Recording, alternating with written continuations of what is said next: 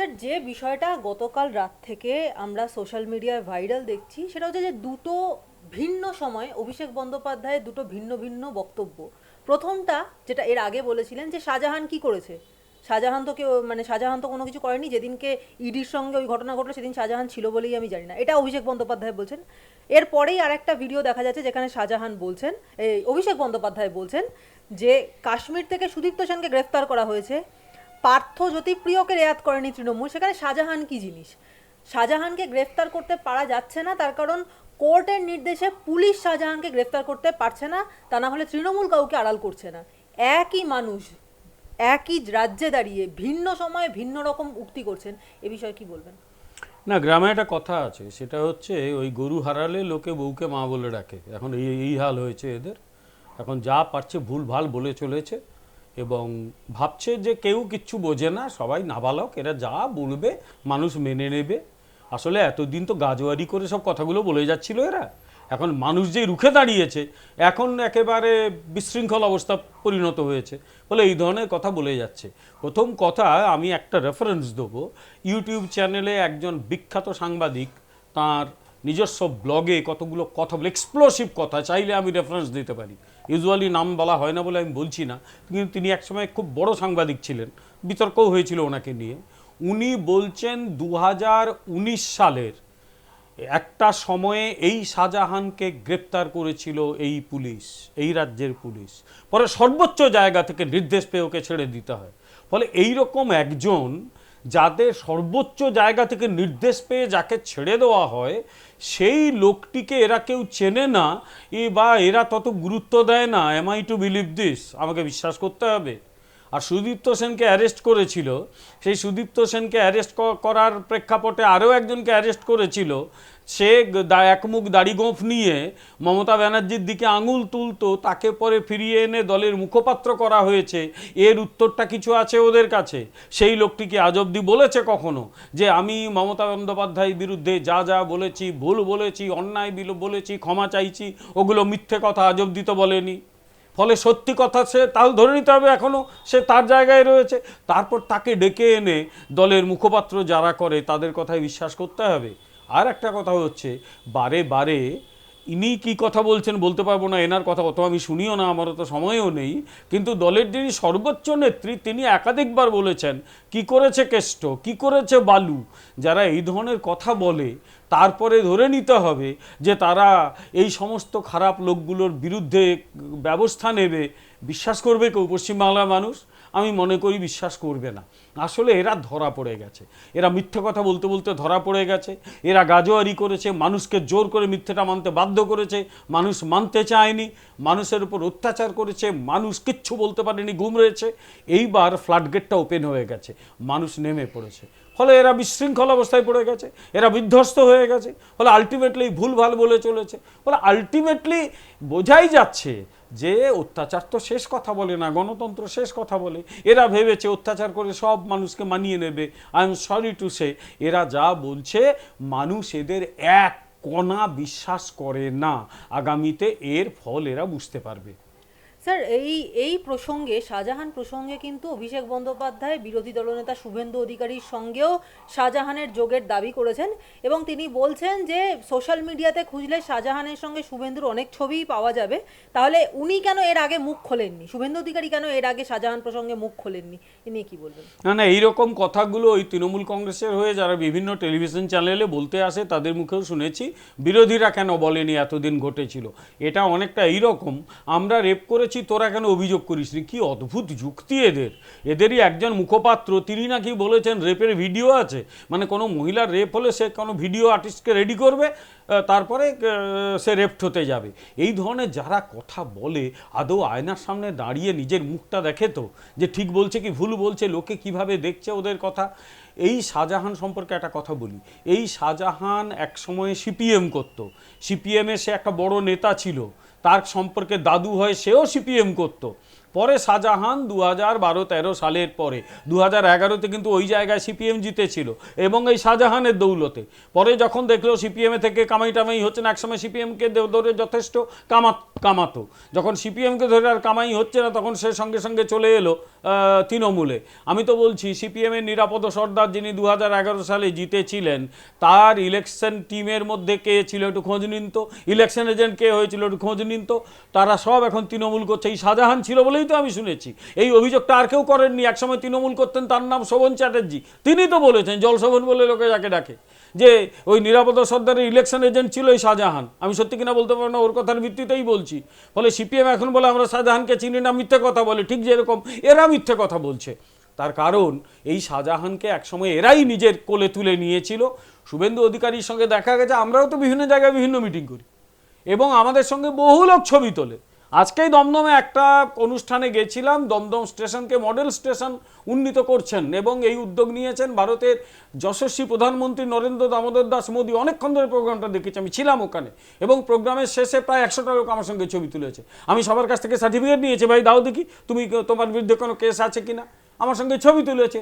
পরবর্তীকালে তাদের কারোর বিরুদ্ধে যদি কোনো অভিযোগ আসে আমি একই কথা বলবো, যে আমার সঙ্গে বহু লোক অনুষ্ঠানে থেকে ছবি তুলেছে, তা বলে আমি জানি যে তাদের ক্রিডেন্সিয়াল কী। সুতরাং এইটা দেখে কেউ রাজনীতি করে না, কোনো অনুষ্ঠানে যায় না। হলো ওনাদের সঙ্গে যারা যারা ঘুরে বেড়ায় সবাই গঙ্গা জলে স্নান করা একেবারে কি যুধিষ্ঠির, সাধু যুধিষ্ঠির, এই কথা বলে just they are trying to pass the buck. Passing the buck করে কোনো লাভ নেই, অপরের ঘাড়ে দায় চাপিয়ে কোনো লাভ নেই। এতদিন কি প্রশাসন ওখানে ঘাস কাটছিল? আমার প্রশ্ন, মানুষেরও প্রশ্ন, যে প্রশাসন ঘাস কাটছিল নাকি প্রশাসন ওই শাহজাহানের হয়ে কাজ করছিল? ফলে আজকে শুভেন্দুর দিকে আঙুল তুলে কি হবে? প্রশাসনের দিকে আঙুল তুলতে হবে। অন্যায় করেছে প্রশাসন, অন্যায় করেছে ওর রাজনৈতিক দলটা, যে দলটা পশ্চিমবাংলা শাসন করছে, যেই দলের উনি হচ্ছেন একজন বেশ বড় সড়ো নেতা বলে লোকে জানে, লোকে যুবরাজ বলে। নিজের দলের দিকে তাকান, পরে অন্যর দিকে তাকাবেন। স্যার, আপনি এক্ষুনি বললেন যে অন্যের ওপর দায় চাপানো, দায় তো চাপানো হচ্ছে, কারণ গ্রামবাসীদের একাংশকে প্ররোচনা দিচ্ছে বিরোধী দল, এবং বিরোধী দল মানে এখন প্রধান বিরোধী দলই যেহেতু বিজেপি, তার জন্য বারবার বিজেপির নামই উঠেছে যে বিজেপি নাকি প্ররোচনা দিচ্ছে গ্রামবাসীদের। এবং এই যে অভিযোগ তৃণমূল বারবার করেছে, তার প্রসঙ্গে সেই সন্দেশখালীরই একজন মা, তিনি চাঁচা ছোলা ভাষায় বলে দিলেন যে আমি কি বাচ্চা যে আমাকে কেউ প্ররোচনা দিয়ে কাজ করাতে পারে? উনি ঠিকই বলেছেন তো। আচ্ছা, এরা ভাবে কি? আমি একটু আগে বললাম, এরা ভাবেটা কি মানুষকে? মানুষ একদম মানে বোকা হাঁদা, আর এরা সবাই একেবারে বুদ্ধিমান। কেউ বোকা নয়। আমি গ্রামে জন্মেছি, বড় হয়েছি, গ্রামের মানুষও বোকা নয়। তারা অনেকে ইংরেজি হয়তো জানে না, পটপট করে ইংরেজি বলতে পারে না, কিন্তু তারা জানে সব। এবং যেখানে বলা হচ্ছিল যে ওখানে সব বহিরাগত, পরের দিন দেখা গেল ওখানকার মা বোনেরা সবাই নিজেদের আইডেন্টিটি কার্ড, কেউ ভোটার আইডেন্টিটি কার্ড, কেউ আধার কার্ড নিয়ে একদম ক্যামেরার সামনে চলে এসছেন যে দেখুন আমরা বাইরের লোক না এখানকার লোক। তারা দেখিয়েছে এটা। সুতরাং বাইরের লোক বললে হবে, কেউ উস্কানি দিয়েছে বললে হবে, আর কেউ ভুলভাল উস্কানি দিলে লোকে মেনে নেবে। মানুষ শান্তি চায়, শান্তিতে থাকতে চায়। কেউ যদি উস্কানি দেয় মানুষ সেটা মানে না। আমি মানুষ, গ্রামেও থাকি, শহরেও থাকি চাকরি সূত্রে, আমিও জানি যে অপ্রয়োজনে উস্কানি কেউ নেয় না। মানুষের যখন জীবনের ওপর আঘাত এসছে, মান সম্মানের ওপর আঘাত এসছে, মহিলাদের সম্ভ্রমের ওপর আঘাত এসছে, তখনই তো মানুষ রুখে দাঁড়িয়েছে। ফলে আজকে এই ঘটনা ঘটছে। আজকে ওই সমস্ত উস্কানির ধুয়ো তুলে লাভটা কি? কেউ উস্কানি দেয়নি, মানুষের স্বতঃস্ফূর্ত জাগরণ। এরা সেই জাগরণটাকে ভয় পাচ্ছে। ওরা জানে যে সেই মানুষের আগুন এদের জ্বালিয়ে পুড়িয়ে ছারখার করে দেবে, মানুষের চোখের আগুন। সেই ভয়টা ওরা পাচ্ছে, যার জন্যেই ভুলভাল বকা শুরু করেছে। স্যার, দুটো বিষয়ের ওপর আপনার একটু আমি অ্যাটেনশন টানবো। তার একটা দৃশ্য হচ্ছে যে সন্দেশখালী যেখানে জ্বলে পুড়ে যাচ্ছে, সেখানে পার্থ ভৌমিক, তিনি তৃণমূল দলের পার্থ ভৌমিক, তিনি কি করছেন যে কীর্তন দলের সঙ্গে খোল কাঁধে করে নিয়ে নাচতে নাচতে কীর্তন করছেন। এটা একটা দৃশ্য। দ্বিতীয় আরেকটা দৃশ্য হচ্ছে যে সন্দেশখালীতে যাচ্ছেন পার্থ ভৌমিক এবং সুজিত বসু, এবং সেখানে মহিলারা যখন ঘিরে দাঁড়িয়ে তাদের কাছে অভিযোগ করছেন বা প্রায় মারমুখী হয়ে অভিযোগ করছেন, তখন তারা হাত জোর করে বলছেন ক্ষমা করে দিন, যা হয়ে গেছে ভুলে যান, ভুল হয়ে গেছে। এই যে দুটো মানে পরস্পর বিরোধী চিত্র, এই দুটো চিত্র একই সঙ্গে একই রাজ্যে একই মানে রাজনৈতিক দলের ছত্রছায়ায় ঘটে কি করে? আপনার কি মনে হয়? না, দৃশ্যগুলো একেবারে পরস্পর বিরোধী নয়, rather they are complementary to each other. পারস্পরিক পরিপূরক দৃশ্য, আমি বলে দিচ্ছি। এখন আমাদের গ্রামে আমি দেখেছি কেউ মারা গেলে তাকে যখন শ্মশানে নিয়ে যাওয়া হয়, তখন একটা খোল করতাল করে ওই হরির নাম করতে করতে নিয়ে যাওয়া হয়, এটা হয়। এমনি হরির নাম আলাদা করেও হয়, আবার কেউ মারা গেলে হরির নাম করতে করতে নিয়ে যাওয়া হয়। এরা ওই পশ্চিমবঙ্গের শাসক দলের ওই শবযাত্রা করছিল, ওই জন্য হরির নামটা করছিল, যে পশ্চিমবঙ্গের শাসক দলের শবযাত্রা হচ্ছে, কারণ দলটা মরে গেছে বহুদিন আগে, এবার তার ডেড বডিটাকে শ্মশানে নিয়ে যাওয়া হবে, সেই জন্য সেই হরির নাম সংকীর্তন করছে। এটার দ্বারা আর কিচ্ছু নয়, এরা প্রমাণ করার চেষ্টা করছে এভরিথিং ইজ ওকে, সব ঠিকঠাক আছে, দেখো আমরা কেন হরির নাম সংকীর্তন করছি।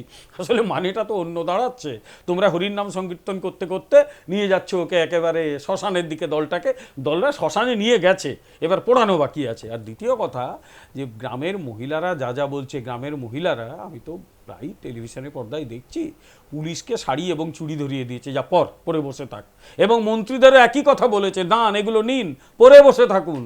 আমার লজ্জা লাগে একটা জিনিস বলতে, দেখো অনন্যা, এই পার্থ ভৌমিক যে মন্ত্রী, সে কলকাতা বিশ্ববিদ্যালয়ে আমাদের চেয়ে বোধ হয় বছর 3 জুনিয়র ছিল, ওই এমকম পড়তো এবং নাটক টাটক ভালো করতো। তার মতো ছেলে এরকম একটা দলে পড়ে তার কী হাল হয়েছে দেখলে আমার ভীষণ খারাপ লাগে। ও তো শিক্ষিত ছেলে, ও বুঝতে পারছে না যে দলের কী হাল হয়েছে, ও কেন এগুলো করছে, এদের পাপের দায় কেন নিচ্ছে। এবং দুঃখ লেগেছিল যখন সেন্ট্রাল হিউম্যান রাইটস কমিশন এসে ওর সম্পর্কে ভয়ঙ্কর মন্তব্য করেছিল, সত্যি আমার খারাপ লেগেছিল। পার্থর মতো শিক্ষিত ছেলে এই কথা শুনলো এবং তার জন্য ও নিজে দায়ী।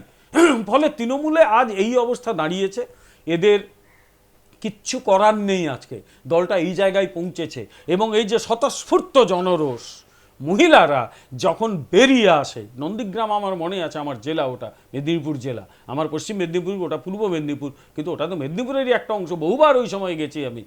নন্দীগ্রামে দেখেছি মহিলারা দলে দলে বেরিয়ে এসেছিল, তাদের উপর নির্যাতন হয়েছে, তারপরেও ওরা কিন্তু একদম চুপ করে থাকেনি। আজকে সন্দেশখালি দিয়ে শুরু হয়েছে, পশ্চিমবাংলার বিভিন্ন জায়গায় মানুষ মুখ খুলছে, এবং এই প্রশাসন এবং এই সমস্ত মন্ত্রীদের, দেখো প্রশাসনের দুটো ভাগ থাকে, একটা প্রশাসন হচ্ছে স্থায়ী প্রশাসন, যারা পরীক্ষা দিয়ে আসে আইএস আইপিএস বা ডব্লিউবিসিএস, ওদের স্থায়ী প্রশাসন বলে। আর একটা হচ্ছে রাজনৈতিক প্রশাসন, যারা জনগণের দ্বারা নির্বাচিত এই মন্ত্রীরা, এরা রাজনৈতিক প্রশাসন। স্থায়ী প্রশাসন রাজনৈতিক প্রশাসনের কথাই চলে সাধারণভাবে, এখানে দেখা যাচ্ছে স্থায়ী প্রশাসন রাজনৈতিক প্রশাসন প্রত্যেকে মিলে এই সন্দেশকালীর লোকগুলোর জীবনটাকে নরক করে ছেড়ে দিয়েছিল। ফলে এদের সেই তো ভোগ করতেই হবে। মানুষ আজকে আক্রোশে ফেটে পড়েছে, মহিলারা আজকে রাস্তায় নেমে এসছে। এরা এখনও ভবিষ্যৎ বুঝতে পারছে না, আমার ধারণা বুঝতে পারছে। এটা হচ্ছে মানুষ মরে যাবার আগে শেষ বাঁচার চেষ্টা করে, তো এরা সেইটা করছে। মৃত্যু অবধারিত, বাঁচাতে পারবে না কেউ এদের। স্যার, কেন্দ্র থেকে ফ্যাক্ট ফাইন্ডিং কমিটি এসেছিল গতকাল, এবং আসার পর তাদেরকে মাঝপথেই, সন্দেশখালি যাওয়ার পথে মাঝপথেই থামিয়ে দেওয়া হলো এবং সেখান থেকে ফিরিয়ে দেওয়া হলো, এবং তারা বাধ্য হয়ে চলে গেলেন রাজ্যপালের কাছে, এবং রাজ্যপালের কাছে গিয়ে তারা ডেপুটেশন দিলেন, এবং তারই সঙ্গে তারা মানে এই এলাকাতে রাষ্ট্রপতি শাসনেরও দাবি জানিয়েছিলেন, ঠিক যেমন করে রেখা শর্মা তিনিও কিন্তু রাষ্ট্রপতি শাসনের দাবি জানিয়েছিলেন। বারবার রাষ্ট্রপতি শাসনের দাবি জানানো হচ্ছে, তাহলে কি সত্যি সত্যি সেটা ঘটতে চলেছে, যেটা কেউ চাইছে না সেটাই কি আসলে ঘটতে চলেছে এবার? না, কেউ চাইছে না কিনা আমি বলতে পারবো না, কিন্তু আমি নিজে যেহেতু রাজনীতিটা মাঠে ময়দানে এখন করি, সাধারণ মানুষের একটা বড় অংশ কিন্তু এখন রাষ্ট্রপতি শাসনের পক্ষে। তারা বুঝতে পেরেছে এই সরকার ক্ষমতায় থাকলে ওরা প্রশাসনকে, পুলিশকে এমনভাবে ম্যানিপুলেট করবে যে এরা কিন্তু মানুষের জীবনকে ওই দুর্বিষহ করেই রাখবে, এরা মানুষের জীবনের জন্য ভালো কিচ্ছু আনবে না। দেখো, আমি বিজেপির একজন কর্মী হিসেবে বলি, মুখপাত্র হিসেবে বলি, যে ভারতীয় জনতা পার্টি নীতিগতভাবে রাষ্ট্রপতি শাসনের বিরোধী। কেন? কারণ এমনিতে এসআর বোম্মাই মামলা রয়েছে, যেখানে যখন তখন যে কোনো অজুহাতে রাষ্ট্রপতি শাসনকে করতে বারণ করে দেওয়া হয়েছে, এবং বলা হয়েছে একটা সরকার নির্বাচিত কিনা সেটা ফ্লোর অফ দ্য অ্যাসেম্বলি সেটা ঠিক করতে হবে। কিন্তু এটাও তো ঠিক, 356 নম্বর ধারাটা কি সংবিধানে মানে দেখানোর জন্য রাখা হয়েছে নাকি? যেরকম ওই শোকেসে গয়না সাজানো থাকে, তা তো নয়।